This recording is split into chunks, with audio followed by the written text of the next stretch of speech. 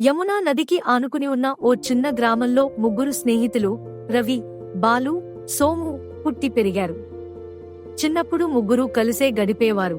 కాని కాలక్రమేణా వారి ఆశయాలు, లక్ష్యాలు మారిపోయాయి. ఒకరోజు యమునా తీరాన వారు కూర్చుని భవిష్యత్తు గురించి మాట్లాడుకుంటుండగా ఓ వృద్ధ మహర్షి వారి వద్దకు వచ్చాడు.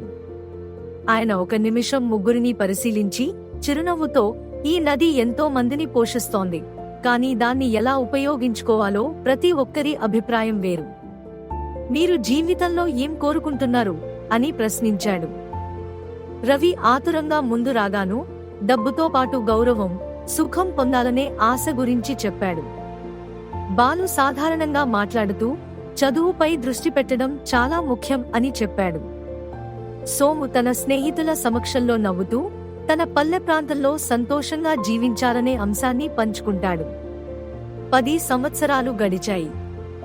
ముగ్గురూ మళ్లీ యమునా తీరాన కలుసుకున్నారు. రవి పట్టుదలతో వ్యాపారం చేసి ధనికుడయ్యాడు, కానీ నిజమైన సంతోషాన్ని కోల్పోయాడు. బాలు అనేక గ్రంథాలు చదివి గొప్ప జ్ఞానాన్ని సంపాదించాడు, కాని ఎక్కడా స్థిరపడలేక ఒంటరితనాన్ని అనుభవిస్తున్నాడు.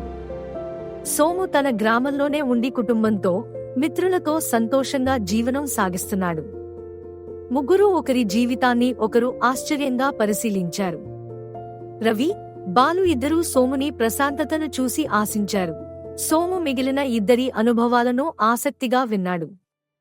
నదిని చూస్తూ ఆ మహర్షి మాటలు వారికి మళ్లీ గుర్తొచ్చాయి. ఎవరికి వారే యమునా తీరే. ప్రతి మనిషికి తనకిష్టమైన మార్గం ఉంటుంది. జీవితం ఒక్కటే అయినా దాన్ని అనుభవించే విధానం ఒక్కొక్కరికి ఒక్కోలా ఉంటుంది.